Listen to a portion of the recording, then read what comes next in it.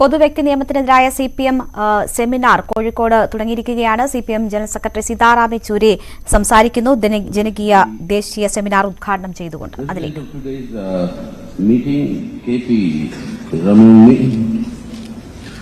the large number of ministers, leaders of political parties, secretaries, leaders of social organizations and leaders of various movements that are there on the dais, with respect to all of them, and my dear brothers and sisters. This is a very unique and a very important initiative that has been taken to organize this sort of a seminar or a meeting or a discussion in order to maintain the plurality that we have in our country. It is not only diversity, it is plurality. And the difference between the two is that diversity is differences in the way we operate, behave, we organize, but plurality is recognition of different groups and different sets of people who cohabit and live together. So therefore, this is, I think, a meeting where this plurality of India will be addressed, which is our rich heritage, and that has to be maintained. ഇന്നത്തെ അധ്യക്ഷൻ, വേദിയിലുള്ള മന്ത്രിമാർ, സാമൂഹ്യ സംഘടനാ നേതാക്കൾ, മറ്റ് പ്രമുഖരായ സുഹൃത്തുക്കൾ, സഹോദരി സഹോദരന്മാർ, വളരെ പ്രധാനപ്പെട്ട ഒരു സമ്മേളനത്തിലാണ് നാം പങ്കെടുത്തുകൊണ്ടിരിക്കുന്നത്. ഇന്ത്യ രാജ്യത്തിന്റെ വൈവിധ്യങ്ങൾ സംരക്ഷിക്കപ്പെടുക എന്നത് വളരെ പ്രധാനമാണ്. വൈവിധ്യങ്ങളെ അംഗീകരിക്കുകയും രാജ്യത്തിന്റെ വൈവിധ്യപൂർണമായ ഇന്നത്തെ അവസ്ഥ നിലനിർത്തുകയും ചെയ്യാനുള്ള പരിശ്രമത്തിന്റെ ഭാഗമാണ് ഈ മഹാസമ്മേളനം.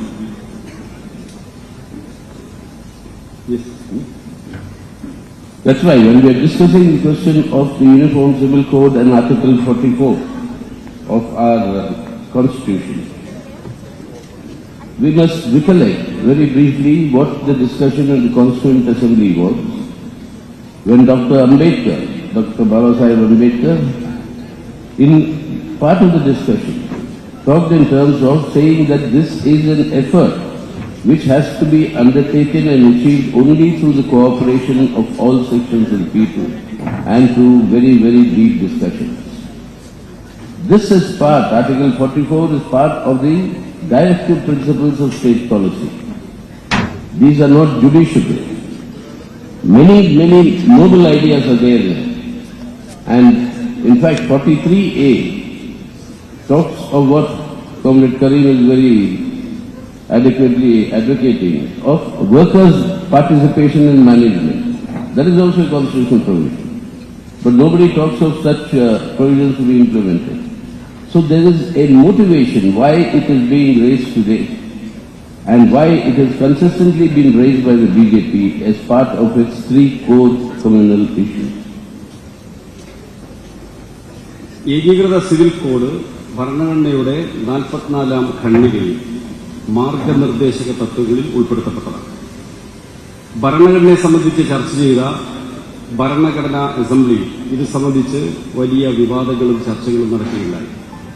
ഭരണഘടനാ സമിതിയുടെ ചെയർമാനായിരുന്ന ഡോക്ടർ അംബേദ്കർ വിപുലമായ ചർച്ചകളിലൂടെയും വിവിധ വിഭാഗങ്ങളുടെ സഹകരണത്തിലൂടെയും മാത്രമേ ഏക സിവിൽ കോഡ് പ്രാവർത്തികമാക്കാനും യാഥാർത്ഥ്യമാക്കാനും സാധിക്കൂ എന്ന നിലപാടാണ് സ്വീകരിച്ചത്.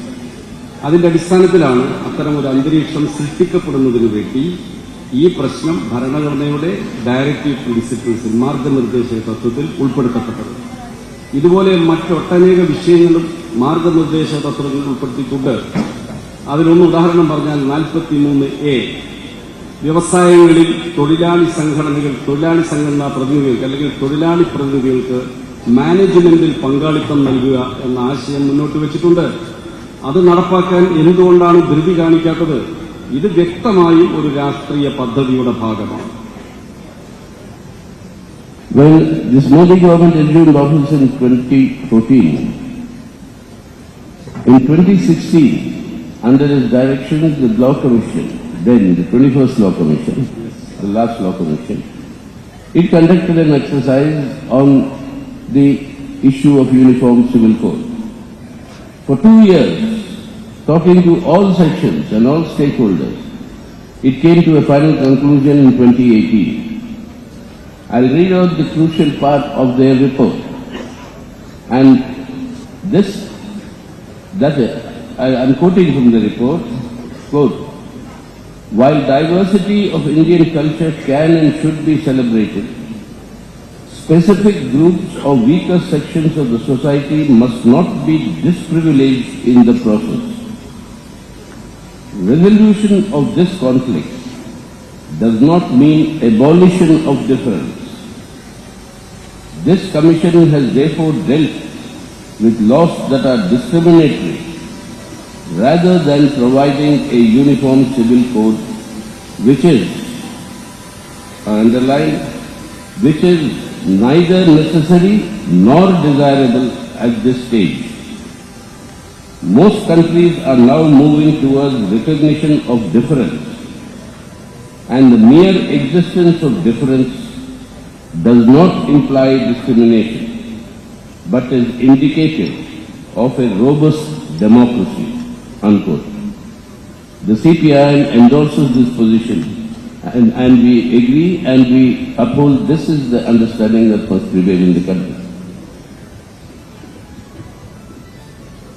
മോദി ഗവൺമെന്റ് 2014 അധികാരത്തിൽ വന്നതിന് ശേഷം 2016 സർക്കാർ നിയോഗിച്ച നിയമ കമ്മീഷൻ ഈ വിഷയം സംബന്ധിച്ച് യൂണിഫോം സിവിൽ കോഡ് സംബന്ധിച്ച് രാജ്യത്ത് വിപുലമായ ചർച്ചകൾ സംഘടിപ്പിക്കുകയുണ്ടായി. ബന്ധപ്പെട്ട എല്ലാവരിൽ നിന്നും അഭിപ്രായങ്ങൾ കേട്ടു. അതെല്ലാം പരിശോധിച്ചുകൊണ്ട് 2 വർഷത്തിന് ശേഷം 2018 അവരുടെ റിപ്പോർട്ട് സമർപ്പിച്ചു. ആ റിപ്പോർട്ടിൽ അവർ വ്യക്തമായി ചില കാര്യങ്ങൾ ചൂണ്ടിക്കാണിച്ചിട്ടുണ്ട്. ഒന്ന്, നമ്മുടെ രാജ്യത്തിന്റെ വൈവിധ്യപൂർണമായ അവസ്ഥ. ഏതു തരത്തിലുള്ള നടപടിയും അവശ്യ വിഭാഗങ്ങളുടെ അവകാശങ്ങൾ വിവേചനത്തോടുകൂടി കാണുന്ന തലത്തിലാവരുത് എന്ന് ആ റിപ്പോർട്ടിൽ ചൂണ്ടിക്കാണിച്ചു.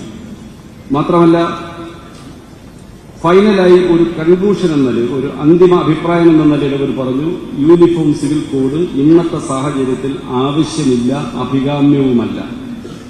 മാത്രമല്ല, ലോകത്ത് പല രാജ്യങ്ങളും വ്യത്യസ്തതകൾ നിലനിർത്താനും വൈവിധ്യങ്ങളുടെ സൗന്ദര്യം ഉയർത്തിപ്പിടിക്കാനും ശ്രമിച്ചുകൊണ്ടിരിക്കുന്ന ഒരു കാലഘട്ടമാണിത്. അത്തരമൊരു സന്ദർഭത്തിലാണ് ഇവിടെ ഏകീകരണം എന്ന പേരിൽ ഒരു പുതിയ ആശയമായിട്ട് വരുന്നത്. നമ്മുടെ ജനാധിപത്യത്തിന്റെ സുരക്ഷിതമായ അന്തരീക്ഷം നിലനിർത്തുന്നതിന് പകരം ഏകീകരണം എന്ന പേരിൽ മറ്റ് ചില അജണ്ടയിലേക്കാണ് ഇവർ പോകുന്നത്.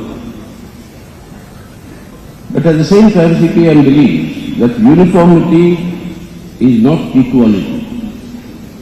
The CPM steadfastly champions the question of equal rights and equality, not only between men and women, that is gender equality, but equality of all human beings, irrespective of their caste, their creed, or their gender. But in order to achieve this, which is a constitutional guarantee, this equality, but in order to achieve this, it is necessary that any need for a reform in personal or customary law in any community or section must be undertaken in consultation with specific communities and the democratic participation of all, that is men and women. Without undertaking this process, any superimposition of any order is something that the CPM relentlessly opposes and will continue to oppose to today's conditions. ഏകീകരണമെന്ന് പറഞ്ഞാൽ സമത്വം സൃഷ്ടിക്കലല്ല. ജനങ്ങൾക്കിടയിൽ സമത്വം ഉണ്ടാകുന്നതിനെ CPIM എല്ലായ്പ്പോഴും അനുകൂലിക്കുന്നു. അത് ലിംഗസമത്വം മാത്രമല്ല, വിവിധ ജനവിഭാഗങ്ങൾ തമ്മിൽ, വിവിധ സാമൂഹിക വിഭാഗങ്ങൾ തമ്മിലൊക്കെ സമത്വപൂർണമായ ബന്ധങ്ങൾ സ്ഥാപിക്കപ്പെടുക എന്ന ഒരു പൊതുവായ ആശയമാണ്. ഏതെങ്കിലും സമുദായത്തിൽ, ഏതെങ്കിലും സമൂഹത്തിൽ, ഏതെങ്കിലും വിഭാഗത്തിൽ നിലവിലുള്ള ആചാരങ്ങൾ പരിഷ്കരിക്കപ്പെടണമെന്നുണ്ടെങ്കിൽ ആ വിഭാഗത്തിനിടയിൽ വിപുലമായ ചർച്ചകൾ സംഘടിപ്പിച്ചുകൊണ്ട് ജനാധിപത്യപരമായ അഭിപ്രായ വിനിമയത്തിന് അവസരം നൽകിക്കൊണ്ട് വേണം അത്തരമൊരു പരിശ്രമം നടത്താൻ. അതൊന്നുമില്ലാതെ ഏകപക്ഷീയമായി അടിച്ചേൽപ്പിക്കുന്നത് അഭികാമ്യമല്ല. ജനാധിപത്യപരമായ ഒരു പ്രക്രിയയിലൂടെ എല്ലാവരുടെയും അഭിപ്രായങ്ങൾ ഉൾക്കൊണ്ടുകൊണ്ടുള്ള മാറ്റങ്ങൾ വരുത്തുന്ന നിലപാടിനോടാണ് CPIM. That's why during the discussions in our Constituent Assembly, when this Constitution was finally adopted, there was an underlying understanding that in India, given our diversity and plurality, the strengthening of the unity and integrity of our country and of unity of the people can happen only when you strengthen the bonds of commonality amongst this diversity. It cannot be strengthened by imposing a uniformity on this diversity. Any effort to impose a uniformity will tear our social fabric asunder. With this understanding, there are today 11 provisions in our Constitution recognizing and granting special conditions and special specificities for different regions, different sets of people. That is Article 371. And then from 371A to 371J, various sections of our country, various parts, their people have different protections of different types of rights. That is the recognition of this plurality. ഭരണഘടന ചർച്ച ചെയ്യപ്പെടുന്ന സന്ദർഭത്തിൽ തന്നെ ഇന്ത്യയിലെ വൈവിധ്യങ്ങൾ, വ്യത്യസ്ത ജനവിഭാഗങ്ങൾ, വ്യത്യസ്ത സാമൂഹിക വിഭാഗങ്ങളുടെ എല്ലാം നിലനിൽപ്പ് വളരെ ഗൗരവമായ തലത്തിൽ ചർച്ച ചെയ്യപ്പെട്ടിരുന്നു. ഈ ഡൈവേഴ്സിറ്റി അല്ലെങ്കിൽ വൈവിധ്യം എന്ന് പറയുന്നത് വൈവിധ്യത്തെ അംഗീകരിക്കലാണ് ഇതിന്റെ എല്ലാം ഉള്ളടക്കമെന്ന് ആ ചർച്ചകളിൽ നിന്നെല്ലാം വളരെ വ്യക്തമാണ്. രാജ്യത്തിന്റെ അഖണ്ഡതയും ഐക്യവും നിലനിർത്തണമെങ്കിൽ ഈ തത്വം അംഗീകരിച്ചേ മതിയാവും. വൈവിധ്യങ്ങൾ നിലനിർത്തിക്കൊണ്ടുപോകാൻ ആവശ്യമായ പക്വമായ നിലപാടാണ് സ്വീകരിക്കേണ്ടതെന്ന് ഭരണഘടനയുടെ വിവിധ വകുപ്പുകൾ പരിശോധിച്ചാൽ മനസ്സിലാകും. 11 വകുപ്പുകളിലായി ഓരോ പ്രത്യേക വിഭാഗത്തെ സംരക്ഷിക്കുന്ന വ്യക്തമായ വ്യവസ്ഥകൾ ഭരണഘടന ഉൾച്ചേർത്തിട്ടുണ്ട്. 371 വകുപ്പിലെ 371A മുതൽ J വരെ ഇന്ത്യയിലെ വ്യത്യസ്ത സാമൂഹ്യ വിഭാഗങ്ങൾക്ക്, വംശങ്ങൾക്ക് അവരുടെ വ്യത്യസ്തതയും ആചാരങ്ങളും സംരക്ഷിക്കാനുള്ള വ്യവസ്ഥകളാണ്. ഇതൊന്നും പരിഗണിക്കാതെയാണ് ഇപ്പോഴത്തെ ചർച്ച. And then you have from Articles 25 to 30, the 6th schedule under Article 244, the 5th schedule which gives Gram Sabhas for the tribal areas. All these constitutional provisions exist today as law in our country. And that is the recognition of our plurality. We can give millions of examples of how plural our society is, and this is not confined to any one religion or between one or two religions. It's confined, it expands and grows into differences in custom, in personal laws, in personal traditions that are adopted within the religious communities themselves to a very, very wide extent. ഭരണഘടനയുടെ 25 മുതൽ 30 വരെ വകുപ്പുകളിലും ഇത്തരം പ്രശ്നങ്ങൾ വിശദമായി ചർച്ച ചെയ്തിട്ടുണ്ട്. 5th ഭരണഘടനയുടെ 5ാം ഷെഡ്യൂളിൽ വിവിധങ്ങളായ ഗോത്രവർഗ സമുദായങ്ങളുടെ അവകാശങ്ങൾ സംരക്ഷിക്കുന്നതിനുള്ള വ്യവസ്ഥകൾ കൃത്യമായി എഴുതി ചേർത്തിട്ടുണ്ട്. ഇതിന് നിരവധി ഉദാഹരണങ്ങൾ നമുക്ക് ഭരണങ്ങളിൽ നിന്നും എടുക്കാൻ സാധിക്കും. മത സാമുദായിക വിഭാഗത്തിനിടയിലും വ്യത്യസ്തങ്ങളായ വ്യക്തി നിയമങ്ങളും പാരമ്പര്യങ്ങളും മതപരമായ അനുഷ്ഠാനങ്ങളുടെ അടിസ്ഥാനത്തിലുള്ളവയും നിലനിൽക്കുന്നുണ്ട്. ഇതെല്ലാം ചേർന്നതാണ് നമ്മുടെ രാജ്യത്തിന്റെ വൈവിധ്യങ്ങളുടെ ഏകാത്മകമായ അല്ലെങ്കിൽ ഐക്യപൂർണമായ അവസ്ഥ. That's why, just for some illustration, you look at the differences that exist in our country. If you go to in the Khasi tribe, you have the woman, which is the head of the family. The men have absolutely no role to play there. In terms of even property divisions, it is the woman. And legally, it is the woman that has the right to enter into property disputes.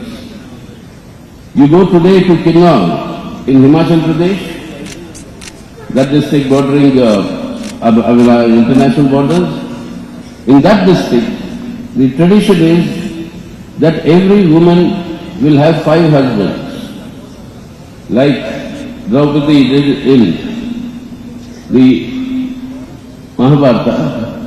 That tradition is continued and followed till now, and it's accepted under law.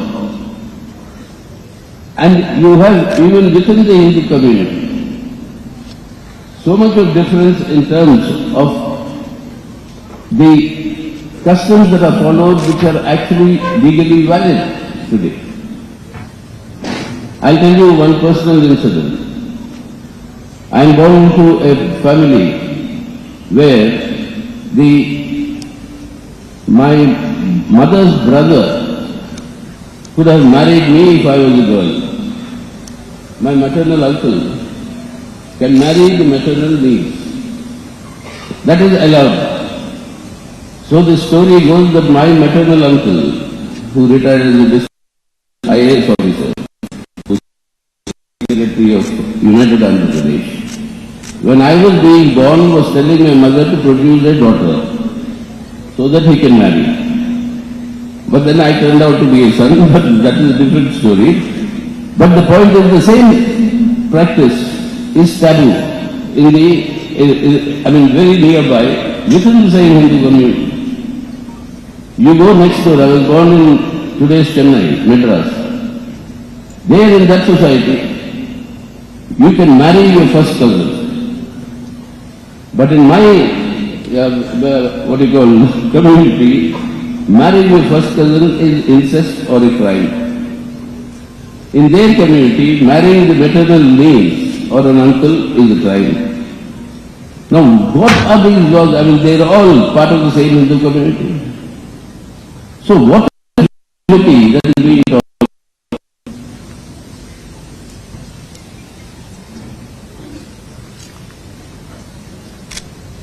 നമ്മുടെ രാജ്യത്ത് വ്യത്യസ്ത ജനവിഭാഗങ്ങൾക്കിടയിൽ ഒരുപാട് വൈവിധ്യങ്ങൾ ജീവിത രീതികളിൽ, ആചാരങ്ങളിൽ, വിശ്വാസങ്ങളിലെല്ലാം നിലനിൽക്കുന്നുണ്ട്. ഉദാഹരണത്തിന് ഗോത്രവർഗ വിഭാഗങ്ങൾക്കിടയിൽ കുടുംബത്തിന്റെ നാഥ സ്ത്രീയാണ് എന്ന് സങ്കല്പിക്കുന്ന വിഭാഗങ്ങളുണ്ട്. ഇന്ത്യ രാജ്യത്തുണ്ട്. ഹിമാചൽ പ്രദേശിൽ അന്താരാഷ്ട്ര അതിർത്തിയോടടുത്ത ഒരു പ്രദേശത്ത് ഒരു സ്ത്രീക്ക് 5 ഭർത്താക്കന്മാർ വരെ ആവാം. മഹാഭാരതത്തിലെ ദ്രൗപദിയുടെ സങ്കല്പം പോലെ ഹിന്ദു സമുദായത്തിൽ വ്യത്യസ്ത വിഭാഗങ്ങൾക്കിടയിൽ വ്യത്യസ്ത ആചാരങ്ങൾ നിലനിൽക്കുന്നുണ്ട്. ഇതിനെല്ലാം നിയമപരമായ സംരക്ഷണം, ചട്ടങ്ങളിൽ സംരക്ഷണം നൽകപ്പെട്ടിട്ടുണ്ട്. സീതാറാമിന്റെ കുടുംബത്തിന്റെ തന്നെ ഒരു അനുഭവമാണ് അദ്ദേഹം പറഞ്ഞത്. അദ്ദേഹത്തിന്റെ അമ്മയുടെ സഹോദരന്റെ അമ്മയുടെ മക്കൾക്ക് വിവാഹം ചെയ്യാൻ അനുമതി ഉണ്ടായിരുന്ന ഒരു വ്യവസ്ഥ ആ സമുദായത്തിലുണ്ടായിരുന്നു. അതിലുണ്ടായിരുന്ന ഒരാൾ ഒരു ഉയർന്ന IAS ഉദ്യോഗസ്ഥനായിരുന്നു എന്ന കാര്യം സാന്ദർഭികമായിട്ട് പറഞ്ഞു. ഇതുപോലെ തന്നെ ഫസ്റ്റ് കസിനെ വിവാഹം ചെയ്യാൻ അനുവാദം രീതി ചില സമുദായങ്ങളിൽ, ഹിന്ദു സമുദായങ്ങളിൽ, മറ്റ് സമുദായങ്ങളിൽ, മറ്റ് വിഭാഗങ്ങളിൽ അത് പാടില്ല എന്ന വ്യവസ്ഥയുണ്ട്. ഇങ്ങനെയുള്ള ഒട്ടേറെ വൈവിധ്യങ്ങൾ ഹിന്ദു സമുദായത്തിൽ തന്നെ നിലനിൽക്കുകയും അത് അംഗീകരിക്കപ്പെടുകയും നിയമപരമായി സംരക്ഷിക്കപ്പെടുകയും ചെയ്യുന്ന ഒരു രാജ്യത്താണ് നമ്മൾ ജീവിച്ചുകൊണ്ടിരിക്കുന്നത്. And then there are different inheritance laws within the Hindu community itself. In different parts, women's role in the inheritance is always been under a question mark, and big struggles have to be waged by us in order to give them equal share in the property. And then the worst of the situation, which is the caste question. Even today, the question of widows remarriage, even if you have the law, what is the practice? Go today to our Prime Minister's constituency, you will find how that has been violated, but no action is taken against anybody. Or for that matter, the honor killings that take place today against inter-caste marriages, when our youth want to marry each other, if their caste is different, they have a child and decide punishment, which is outside of the matter of your law. And then there is the very, very big issue of what is called the Hindu Undivided Family Act, through which there are huge tax exemptions, which nobody else or belonging to any other community can avail of, but it exists today, and some lakhs of crores of rupees of tax is evaded through that fees. So when you talk reform, is there any idea what is this government wanting to talk about?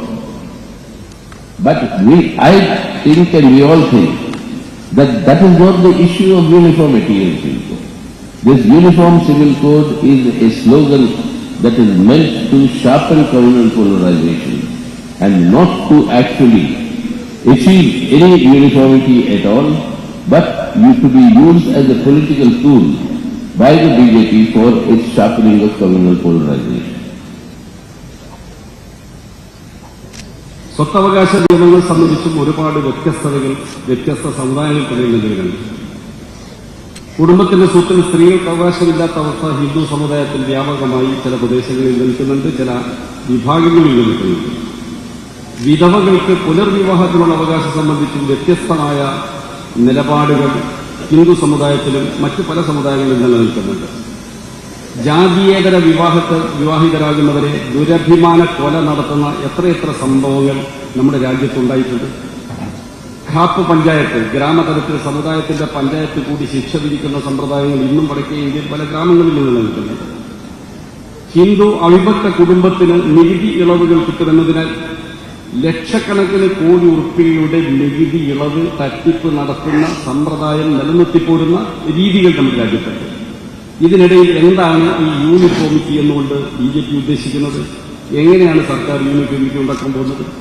ഈ uniform civil code എന്ന് പറയുന്ന വിവാദം ഇപ്പോൾ ഉയർത്തിയത് സാമുദായികമായ ഭിന്നത രൂക്ഷമാക്കുന്നതിന് വേണ്ടിയാണ്, അല്ലാതെ ഒരു ഏകീകരണവും ഉണ്ടാക്കുക എന്ന ലക്ഷ്യമല്ല ഇതിന്റെ പിന്നിലുള്ളത്.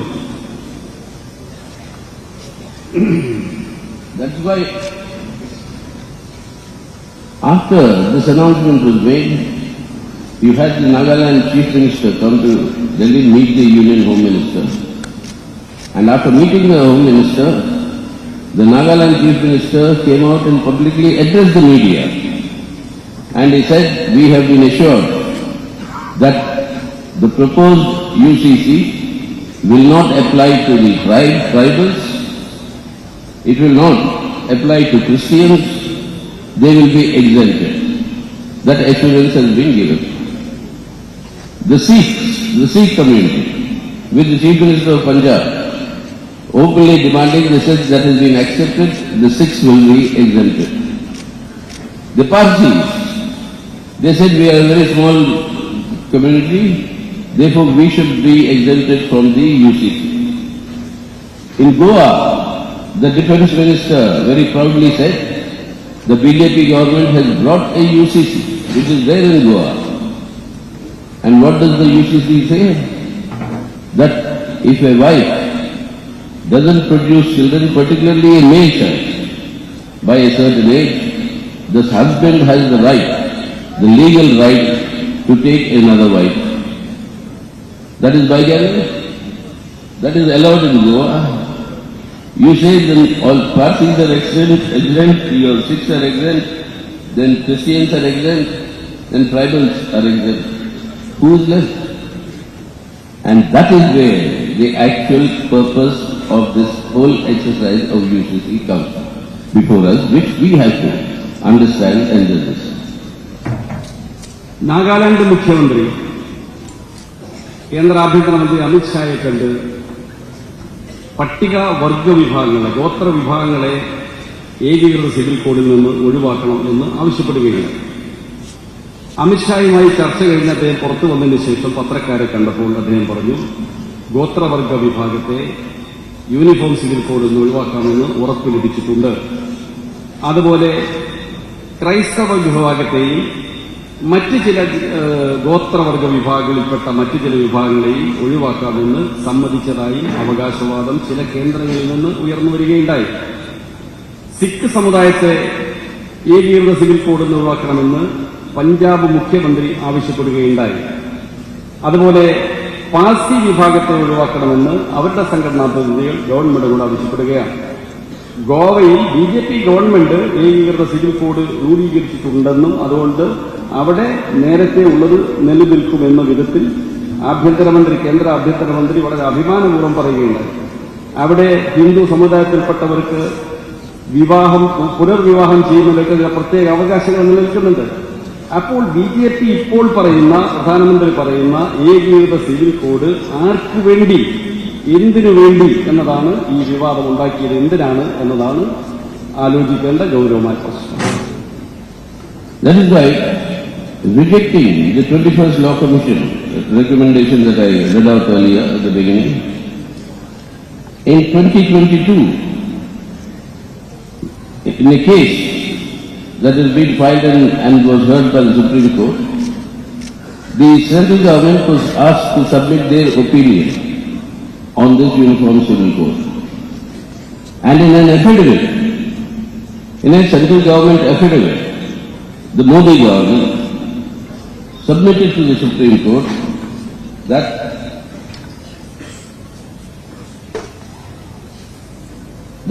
different property and matrimonial laws is an affront to national unity, unquote. What are these different laws that are affront to national unity? The affidavit does not spell out. But on the basis of this affidavit, rejecting the 2018 Law Commission recommendation, the Prime Minister addresses who? He addresses the polling agents of the BJP in the constituency connected with the elections. And in that address, he mentions the latest speech that is now circulating, that in a family you cannot have two laws for two sons. Now what are these two laws? What is this concept of two? We've just discussed from the Khasi tribes to the Hindu society, to Kap Panchayats, to the Hindu Undivided Family Act. There are so many different laws and different practices that are valid and validated by our constitution, constitutional provisions. But then here it is picked out as two.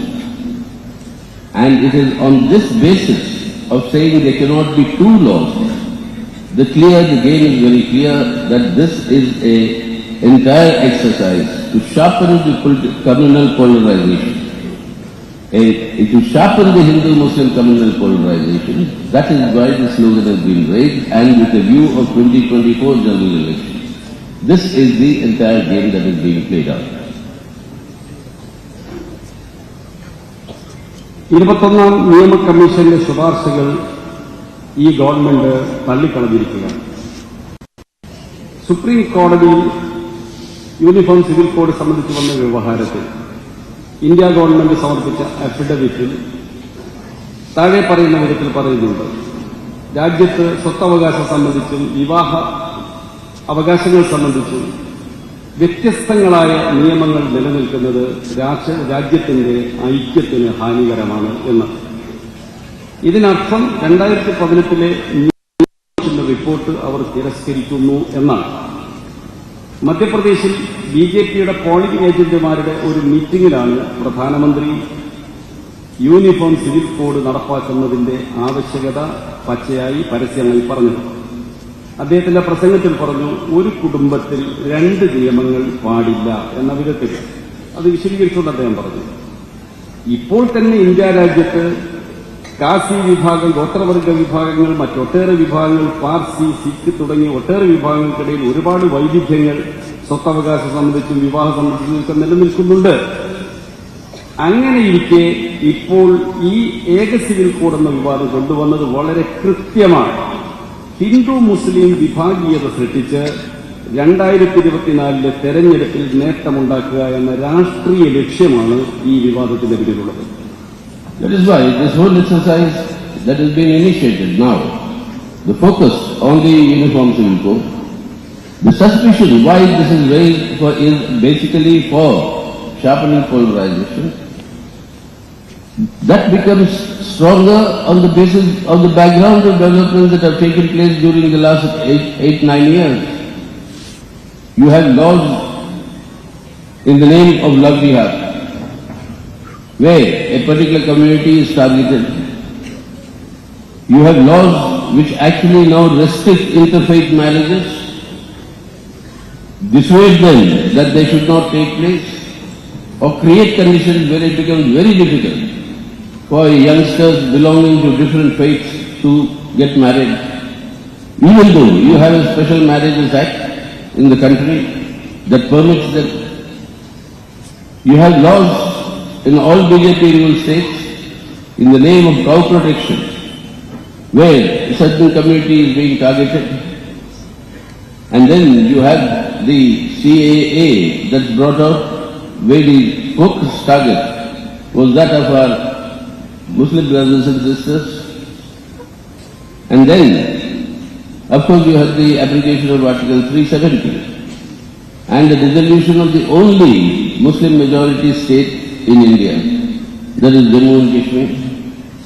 Now all these things, the string of these developments, and on top of that, this being said by the Prime Minister today, of saying that two laws cannot be, when you have these multiple differences that we discuss now, why is the similarity of the two laws?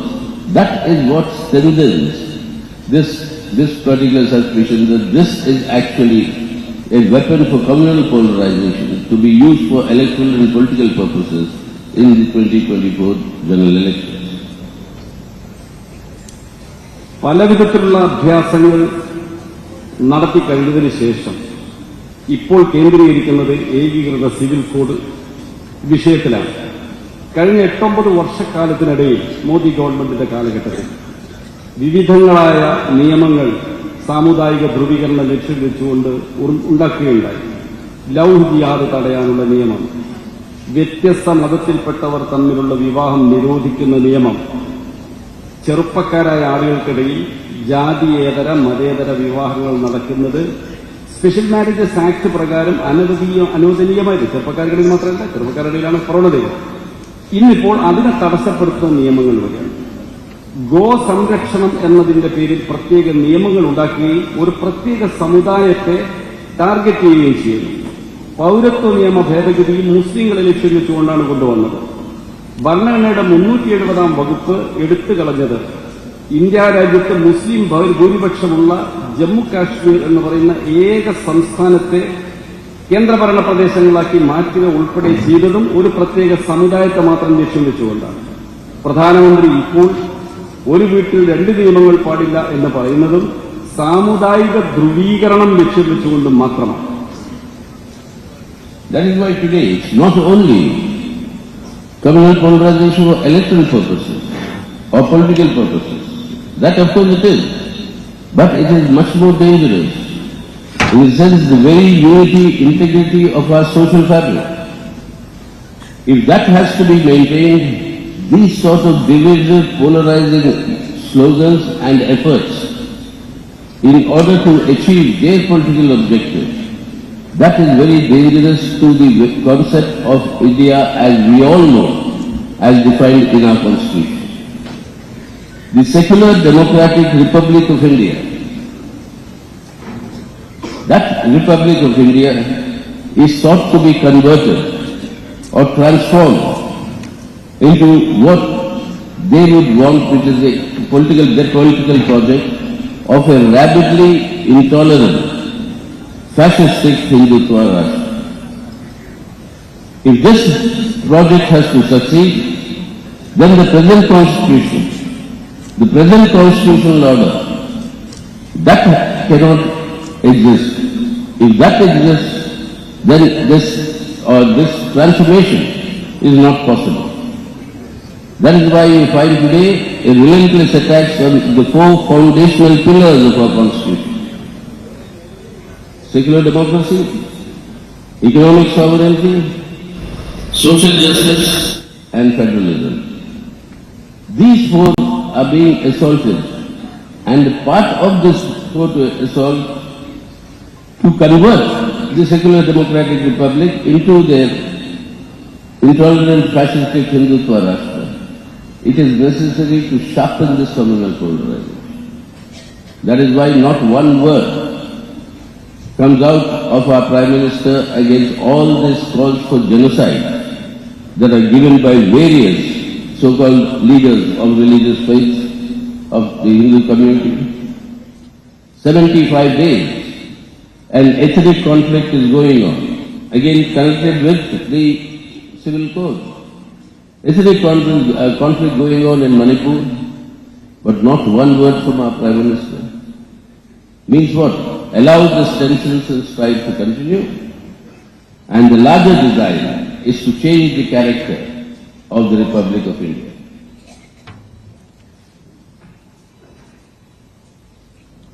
ലക്ഷ്യം വെച്ചുകൊണ്ടുള്ള ഈ സാമുദായിക ധ്രുവീകരണത്തിനുള്ള പരിശ്രമം വെറും ഒരു തെരഞ്ഞെടുപ്പ് വർഷം മാത്രമല്ല, നമ്മുടെ രാജ്യത്തിന്റെ സാമൂഹ്യ ഘടനയെ തന്നെ മാറ്റം വരുത്തുന്ന അതീവ ഗുരുതരമായ ഒരു പ്രശ്നമാണ്. വൈവിധ്യങ്ങളുടെ ഐക്യത്തോടെയുള്ള ഈ രാജ്യത്തിന്റെ നിലനിൽപ്പ് അപകടപ്പെടുന്നു. അത് ഇന്ത്യ എന്ന നമ്മുടെ സങ്കല്പത്തെ തന്നെ അങ്ങേയറ്റം ദുർബലമാക്കും. മതനിരപേക്ഷ ജനാധിപത്യ രാഷ്ട്രമായ ഇന്ത്യയുടെ നിലനിൽപ്പ് തന്നെ അപകടം വരുത്തുന്നതാണ് ഈ പുതിയ നീക്കങ്ങൾ. ഈ ഹിന്ദുത്വ രാഷ്ട്രത്തിലേക്ക്, ഒരു ഫാസിസ്റ്റ് ഹിന്ദുത്വ രാഷ്ട്രം ലക്ഷ്യം വെച്ചുകൊണ്ടുള്ള പോക്കാണ് ഈ പോക്കെന്ന് നമുക്ക് കാണാൻ പറ്റും. ഇത് ഭരണഘടനയുടെ 4 അടിസ്ഥാന തൂണുകളെ തകർക്കുന്നതാണ്. 1, മതനിരപേക്ഷതയുടെ അടിസ്ഥാനത്തിലുള്ള വൈവിധ്യങ്ങളെ അംഗീകരിക്കണം. 2, സാമ്പത്തികമായ നമ്മുടെ പരമാധികാരം. 3, സാമൂഹ്യ നീതി. 4, ഫെഡറലിസം എന്ന് പറയുന്ന തത്വം. ഇതിനെല്ലാം തകർക്കുന്നതാണ് ഇപ്പോഴത്തെ ഈ നീക്കം. വംശഹത്യകൾ നമ്മുടെ രാജ്യത്ത് തിരികെ വരികയാണ്. കഴിഞ്ഞ 75 ദിവസമായി മണിപ്പൂരിൽ നടന്നുകൊണ്ടിരിക്കുന്ന സംഭവങ്ങൾ ആരെയും വേദനിപ്പിക്കുന്നതാണ്. എന്നാൽ ഇന്ത്യയുടെ പ്രധാനമന്ത്രി ഇത് സംബന്ധിച്ച് ഒരു വാക്ക് പോലും മിണ്ടിയിട്ടില്ല. ഓരോ സംസ്ഥാനത്തിന്റെയും പ്രദേശത്തിന്റെയും രാഷ്ട്രീയ സ്വഭാവത്തെ തന്നെ മാറ്റി തീർക്കാൻ കഴിയാവുന്ന വിധത്തിലുള്ള ഒരു അജണ്ടയാണ് ഇതിലൂടെയെല്ലാം വെളിപ്പെട്ടു വരുന്നത്. So this struggle today, the Uniform Civil Code, is part of the largest struggle to safeguard and preserve the character of independent India, which is based on the foundations of plurality and the recognition of equal status to every single diversity that we have in our country, whether it's language, whether it's religion, whether it's customs, whether it's our traditions, etc. That sort of an India which we have to build, that is being destroyed, and this is part of that larger agenda. That is why we all have to realize, my dear friends, that this is a battle that will define whether India, that is Bharat, will remain the secular democratic India that we all know, in which all of us were born. This is the larger political battle, and that is why the CPM is very clear. We are saying that we go by the understanding that we always maintain, but the 21st Law Commission also has said that we should deal with laws that are discriminatory, laws, practices, customs in every community, every section that are discriminatory. That has to be corrected with the entire community. And it is not a question of a uniform civil code being imposed from the top. That is why uniformity does not mean equality. The CPM stands for equality, like the Constitution of India stands for equality. And it is that equality that we should all fight for, that every one of us is first a human being, and then everything else that follows. And that is why I am so glad that this is taking place in Kerala, and that too in Calicut, because I have always been proud, since I have come into politics, half a century ago, I have always been proud of one fact, that wherever I travel in India, and I traveled all over India, but the only place where I go, where nobody asks me, what is my religion, what is my caste, where do I come from, only place where I am treated as a human being is in Kerala. And it is It is that equality of the human being that has to be maintained, and all these sort of slogans that try to divide and disrupt this, that has to be relentlessly fought. The CPM assures you all that we have always fought that and will continue to fight it. And together, Kerala must lead and show the way to the rest of the country to safeguard India today, the secular democratic character of the Indian Republic, so that we can change India for a better India tomorrow for all our people. So thank you very much. Thank you. ഏകീകൃത civil കോഡിന് വേണ്ടിയുള്ള ഒരു ദീർഘകാല പദ്ധതിയാണ് ഈ ഭരണകർത്താക്കളുടെ മനസ്സിലുള്ളത്. ഇത് നമ്മുടെ രാജ്യത്തിന്റെ ഇന്നത്തെ സ്വഭാവം, രാഷ്ട്രത്തിന്റെ വൈവിധ്യപൂർണമായ അവസ്ഥ, അതുപോലെ വിവിധ സമുദായങ്ങൾ, വംശങ്ങളെല്ലാം അനുഭവിച്ചു വരുന്ന സമത്വത്തിന് വേണ്ടിയുള്ള അവരുടെ അഭിവാഞ്ച, ഇതിനെല്ലാം തകർക്കുന്നതാണ്. ഭാഷ, മതം, ആചാരം, പാരമ്പര്യം എന്നിവയെല്ലാം വ്യത്യസ്തതകളുള്ള ഒരു രാജ്യത്ത് അതെല്ലാം നിലനിർത്തിക്കൊണ്ട് ജീവിക്കാനുള്ള ഇന്ത്യക്കാരുടെ അവകാശത്തിന് നേരെയാണ് ഈ വെല്ലുവിളി വരുന്നത്. അതുകൊണ്ടാണ് ഇതിനെതിരായ പ്രക്ഷോഭത്തിന്റെ ശക്തി അല്ലെങ്കിൽ യോജിപ്പ്, ഐക്യം വളർന്നു വരേണ്ട ആവശ്യം വരുന്നു വന്നിരിക്കുന്നത്. വിപുലമായ ഒരു രാഷ്ട്രീയ പോരാട്ടത്തിന് നാം സന്നദ്ധമാകേണ്ടതുണ്ട്. CPIM അത്തരം ഒരു പോരാട്ടത്തിന് നേതൃത്വപരമായ പങ്ക് വഹിക്കാൻ പഴയ കാലഘട്ടത്തിലെ പോലെ തന്നെ സന്നദ്ധമാണ്. നിയമങ്ങൾ, ആചാരങ്ങൾ, സമ്പ്രദായങ്ങൾ ഇതൊന്നും സമുദായത്തിനുള്ളിൽ ഏതെങ്കിലും വിവേചനപരമായി തോന്നലുണ്ടാവുന്നുണ്ടെങ്കിൽ ആ സമുദായത്തിന്റെ ഉള്ളിൽ നിന്ന് തന്നെയാണ് പരിഷ്കരണ നടപടികൾ ആരംഭിക്കേണ്ടത്. വെളിയിൽ നിന്ന് നിയമങ്ങൾ ഉണ്ടാക്കി ഏകീകരണത്തിന് വേണ്ടി നടത്തുന്ന ഏത് പരിശ്രമവും എല്ലാ ജാതി, മത, വംശ വിഭാഗങ്ങൾക്കും തുല്യതയോടുകൂടി ജീവിക്കാനുള്ള ഇന്ത്യയിലെ അവരുടെ പൗരൻ എന്ന അവകാശത്തെ നിഷേധിക്കലാണെന്നാണ് ഞങ്ങൾ കണക്കാക്കുന്നത്. അവസാനമായി ഇവിടെ വരാനും ഇങ്ങനെ ഒരു പരിപാടിയിൽ പങ്കെടുക്കാനും കഴിഞ്ഞതിൽ ചെറിയ സന്തോഷമുണ്ട്. ഇത്തരമൊരു സെമിനാർ നടത്താൻ കോഴിക്കോട് വേദിയായതിന് സന്തോഷിക്കുന്നു. രാജ്യത്തെവിടെയും രാഷ്ട്രീയ പ്രവർത്തനം എന്ന നിലയിലും പണ്ട് വിദ്യാർത്ഥി പ്രവർത്തനം എന്ന നിലയിലും ഞാൻ സഞ്ചരിക്കുന്ന കാലത്ത് കേരളത്തിൽ എവിടെ വന്നാലും ജാതി ഏതാണ്, മതം ഏതാണ് എന്നോട് ഇന്ന് വരെ ഒരാളും ചോദിച്ചിട്ടില്ല. അതാണ് കേരളത്തിന്റെ പ്രത്യേകത. ആ കേരളത്തിൽ കോഴിക്കോട് ഇത്തരമൊരു മഹാസമ്മേളനം മാറ്റത്തിന്റെ തുടക്കം കുറിക്കുന്ന പരിഷ്കാരങ്ങളെല്ലാം തന്നെ സമൂഹത്തിനകത്ത് നിന്നാണ് ഉണ്ടാകേണ്ടതെന്ന് സീതാറാം യെച്ചൂരി പൊതുവ്യക്തി നിയമത്തിനെതിരായിട്ടുള്ള CPM സംഘടിപ്പിച്ചിരിക്കുന്ന സെമിനാറിൽ സംസാരിക്കുകയായിരുന്നു. അദ്ദേഹം വ്യക്തമാക്കിയത് ബഹുസ്വരത ഇല്ലാതാക്കാനുള്ള ശ്രമങ്ങൾ നടക്കുന്നത്, അതിനെതിരായിട്ടുള്ള പോരാട്ടത്തിന് നേതൃത്വം കൊടുക്കാനുള്ള ബാധ്യത CPMനുണ്ട്. കേരളം ഉണർന്ന് അതിനൊപ്പം നിൽക്കണം എന്നും സീതാറാം യെച്ചൂരി വ്യക്തമാക്കുകയുണ്ടായി. മറ്റ് വാർത്തകളിലേക്ക് വരാം ഇടവേളയ്ക്ക് ശേഷം.